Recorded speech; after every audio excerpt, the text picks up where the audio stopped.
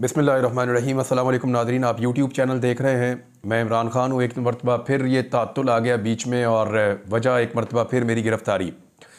पिछले 2 साल से कम अरसे में मेरी 7 गिरफ़्तारियाँ हुई हैं और लंबे अरसे तक मैंने गिरफ़्तारी और तकालीफ़ को बर्दाश्त किया है। लेकिन इसके बावजूद एक मरतबा फिर आपके सामने मौजूद हूँ और अपनी बात आपके सामने रख रहा हूँ।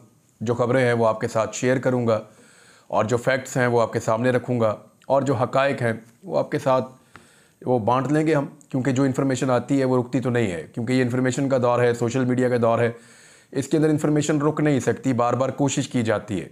अभी लास्ट टाइम ये हुआ कि 22 तारीख की रात को मैं अपने घर पे ही मौजूद था। इससे पहले PMLN ने एक प्रोपेगेंडा चलाया था। मुस्लिम लीग नून के अकाउंट थे, उसमें कुछ मुस्लिम लीग नून के बहुत हमायत याफ्ता दानश्वर टाइप लोग भी मौजूद थे और उन्होंने कुछ ऐसा ट्रेंड चलाया कि मैंने कुछ ऐसा किया जिससे कादी फ़ायद ईसा साहब जो चीफ़ जस्टिस हैं पाकिस्तान के, उनकी जान को ख़तरा है।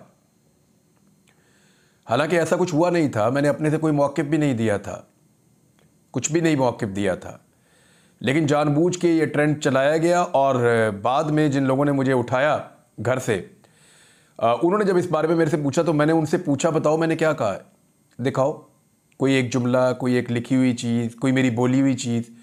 तो उनके पास कुछ नहीं था सवाए इसके कि पूरे मुल्क में शोर मचा हुआ है। वो एक प्रोपेगेंडा चलाया गया एक पॉलिटिकल पार्टी PMLN की जानिब से और उस प्रोपेगेंडा को बेस बनाकर मेरे घर के ऊपर एक छापा मारा गया और दर्जनों की तादाद में जो है वो पुलिस वाले मेरे घर के अंदर दाखिल हो गए। मैंने उनको गिरफ़्तारी दे दी थी और मैंने उनसे कहा था कि आप मेरे घर के अंदर ना जाएँ और मुझे वारंट दिखाएँ, तो उनके पास वारंट मौजूद नहीं थे।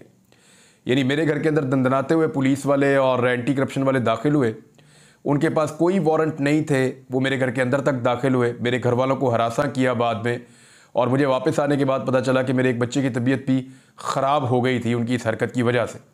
बहरहाल ये हम बार बार फेस कर रहे हैं, लगातार फेस कर रहे हैं, हरासमेंट कंटिन्यूसली हो रही है। और फिर मुझे गिरफ़्तार करके ले गए। पहले मेरे ऊपर केस बना दिया कोई एंटी करप्शन का, मेरे वालिद साहब पे भी बना दिया। तो अदालत के अंदर जो है वो जिस तरह उनका केस नॉकआउट हुआ वो पूरी दुनिया ने देखा। जितने लोग वहाँ थे उन्होंने रिपोर्ट किया कि बगलों में झांक रहे थे और जवाब किसी बात का नहीं था। कोई सवाल जो मैंने अदालत में उठाया उसका जवाब दिया वो एंटी करप्शन वालों ने, तो नील उनके पास जवाब था, ज़ीरो बटा ज़ीरो। और जो जज साहब ने सवालात पूछे उनका भी उनके पास जवाब नहीं था। तो बिल्कुल एक फेक और झूठा मुकदमा बनाकर उन्होंने मेरे खिलाफ पेश किया, जिसके अंदर उनको बहुत शर्मिंदगी हुई, बहुत उन्होंने हजीमत उठाई। मेरे घर से मेरे सारे मोबाइल टेलीफोन्स गैजेट सारे उठाकर ले गए, रिकॉर्डिंग का सामान। फिर मेरी जो गन्स थी सिक्योरिटी गार्ड्स के पास वो भी छीन कर ले गए। और बाद में ये सारा सामान जो है वो मैंने कल के दिन में हासिल किया वापस। इतने लंबे अरसे के बाद वो मुझे सामान मिला है, हालांकि हम बार बार लिखते रहे लेकिन वो मिल नहीं रहा था। तो कल जो है वो हमने कोशिश की दोबारा एक मरतबा फिर और अपना सामान हासिल किया कानूनी तरीके से। अब मामला ये है, पहले तो करप्शन का केस बनाया, वो साबित नहीं हुआ, तो फिर मेरे ऊपर डाल दिया कि मैंने कोई पानी की बोतलों के अंदर बम बना बना के पुलिस वालों को ना सिर्फ मारे हैं बल्कि लोगों को भी दिए कि मारो पुलिस वालों को। यानी मैं वहाँ पे बम बना रहा था और बम बना बना के पुलिस वालों को और दीगर जो लॉ इन्फोर्समेंट के लोग हैं उनको बमों के साथ मार रहा था और डंडों के साथ मार रहा था। और अदालत में क्लेम ये किया गया कि मैंने कहीं पे कोई चीज़ें बरामद भी करवा दी हैं। मैंने तो जज साहब के सामने ही पूछा, वो जो प्रोसिक्यूशन की टीम थी, मैंने कहा आपने मरना नहीं है, वो अल्लाह को जवाब नहीं देना आपने जाके। यानी ये कैसे हो सकता है कि आप यहाँ अदालत में खड़े होकर, इस जगह पे सच बोलना होता है, झूठी गवाही नहीं देनी होती, आप यहाँ पे खड़े होकर कह रहे हैं कि मैंने बम मारे हैं और मैंने डंडे बरामद करवा दिए और चीज़ें आपने मेरे से बरामद भी कर ली हैं। How is it possible?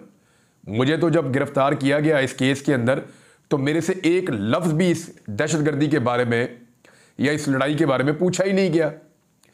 बहरहाल ये सारे झूठे मुकदमा थे, इनका जो अंजाम होना था, इससे पहले भी जो अंजाम होना था वही हुआ और अभी भी इन केसेस का जो अंजाम होना है वो सबके सामने है और जो इन केसेस की दुर्गत बनी है वो भी आपके सामने है। लेकिन ये सारा कुछ हो क्यों रहा है? मुझे ऐसा महसूस हुआ कि ये सारा कुछ इसलिए हुआ कि एक नई हुकूमत बन रही है और एक ऐसी हुकूमत बन रही है जिसके पास अवाम का मैंडेट नहीं है। ये मैं नहीं कह रहा, पूरी दुनिया कह रही है। मैं नहीं कह रहा, पाकिस्तान के तमाम सहाफ़ी, चाहे वो PMLN के कैंप में हो, यानी कई ऐसे सहाफ़ी हैं जो PMLN को, नवाज शरीफ को, शहबाज शरीफ को बहुत पसंद करते हैं, लेकिन वो भी अपने मुंह से कहते हैं कि बदतरीन धांधली की गई है PMLN की हुकूमत बनाने के लिए। ऐसे सहाफ़ी जो पसंद करते हैं, इमरान खान के मुखालिफ हैं, वो भी ये कह रहे हैं कि इमरान खान के साथ बहुत बुरा सलूक हुआ इस इलेक्शन में और उनका जीता हुआ इलेक्शन उनको हरवा दिया गया। तहरीक इंसाफ का क्लेम है कि 180 नशिस्तें, और मैंने 8 तारीख की रात को जो वीलॉग किया था 11 से 12 बजे के दौरान आपने वो देखा था, उसमें मैंने ये कह दिया था 8 फरवरी की रात को, और आपको बता दिया था कि 179 इतनी नशिस्तों पे पाकिस्तान तहरीक इंसाफ आगे चल रही है। अब तहरीक इंसाफ का क्लेम है कि 180 या इससे ज़्यादा नशिस्तों पर वो जीत रहे थे और उनके पास 2/3 अक्सरियत बड़ी आसानी के साथ मौजूद थी। तो तहरीक इंसाफ की 2/3 अक्सरियत उनके बकौल छीन ली गई, और ये जो अक्सरियत है इसको सादा अक्सरियत में कन्वर्ट करके पीपल्स पार्टी में, PMLN में और बाकी जमातों में ये सीटें बांट दी गई। फजलुर रहमान साहब को इन सीटों में हिस्सा नहीं मिला। जब फजलुर रहमान साहब को उतना बड़ा हिस्सा नहीं मिल रहा जो वो एक्सपेक्ट कर रहे थे, तो उनका जो फ्रस्ट्रेशन है या गुस्सा है वो आपको आजकल दिखाई दे रहा है। वो गिले शिकवे भी कर रहे हैं, इदारों से कर रहे हैं, निज़ाम से कर रहे हैं, और बार बार वो ये कह रहे हैं कि उनके साथ ज़्यादती हुई है और वो इस धांधली को तस्लीम नहीं करेंगे। ये जनाब फजलुर रहमान साहब कह रहे हैं। अब हुकूमत जब बन रही थी तो मुझे ऐसा लगा कि आवाज़ों को दबाने के लिए मुझे उठाया गया, और भी सहाफ़ियों को गिरफ़्तार किया गया। इस्लामाबाद में गिरफ़्तारी हुई, बाकी सहाफ़ियों को हरासा किया गया, थ्रेट किया गया। सहाफ़ी बार बार इसके बारे में बताते रहे। तो एक तो मैं शुक्रिया अदा करना चाहता हूँ तमाम सहाफ़ियों का, ख़ास तौर पे जिन लोगों ने आवाज़ उठाई पूरे पाकिस्तान के अंदर, और बिलखुसूस उन सहाफ़ियों का जो मेरे लिए अदालतों में आए, ख़ास तौर पे कोर्ट रिपोर्टर्स, करंट अफेयर्स के एंकर्स और ऐसे एंकर्स जो इंफोटेनमेंट के प्रोग्राम्स करते हैं, वो भी हमारे बहुत अच्छे दोस्त हैं, वो भी आए। जो लोग सोशल मीडिया के ऊपर अपने वीलॉग्स करते हैं, प्रोग्राम्स करते हैं, वो भी आए। तो मैं तमाम सहाफ़ियों का दिल की गहराइयों से शुक्रिया अदा करता हूँ कि वो इस मुश्किल वक्त में आवाज़ बने कि सहाफ़ियों को बंद करना, उनकी आवाज़ें दबाना ये दुरुस्त इक़दाम नहीं है। अब धांधली की बात खाली मैं तो नहीं कर रहा, पाकिस्तान के हर शहर की गली कूचे की दीवारों पे लिखा हुआ है कि जीता कौन है, यानी जो शिकस्त है ये लफ्ज़ पाकिस्तान में सामने दीवार के ऊपर लिखा हुआ है, पत्थर पे लकीर लिखी हुई है कि कौन सी पॉलिटिकल पार्टी पाकिस्तान में इलेक्शन जीती है। बच्चे बच्चे से आप पूछ लें, गली गली, मोहल्ले मोहल्ले के अंदर, हर शहर के अंदर, हर कस्बे के अंदर, हर गाँव के अंदर हर बंदा आपको बताएगा कि ये इलेक्शन इमरान खान की पार्टी जीती है या इमरान खान के हमायत याफ्ता उम्मीदवार जीते हैं। लेकिन साथ ही आपको वो ये बताएंगे कि उसके बाद एक धांधली हुई, फॉर्म 45 के बजाय फॉर्म 47 जारी किए गए जो फॉर्म 45 के मुताबिक नहीं थे, और फॉर्म 47 की जो पर्ची है उसके ऊपर शहबाज शरीफ को वफाक में और मरीम नवाज़ को पंजाब में हुकूमत दे दी गई। मैंने आपको एक खबर दी थी और मैंने आपसे कहा था कि बहुत बदमज़ा होने वाले हैं नवाज़ शरीफ।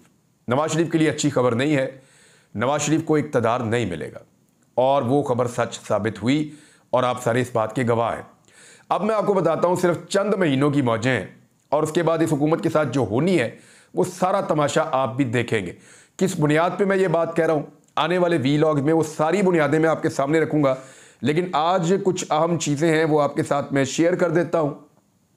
सबसे पहली चीज़ ये है कि साइफ़र का मुकदमा, मैंने आपसे अर्ज़ किया था जब ये मुकदमा तीनों, एक साइफ़र का था, एक इद्दत में निकाह का था और एक तोशा खाना का था, जिस उजलत के अंदर एक हफ्ते के अंदर अंदर ये सारे मुकदमात के फैसले सुनाए गए और जिस तरीके से रात के टाइम पे अदालतें लगाई गई, जिस तरीके से हक ही नहीं दिया गया इमरान खान साहब के या शाह महमूद कुरैशी साहब के वकला को कि वो वहाँ पे दलाइल दें या वहाँ पे जरा करें।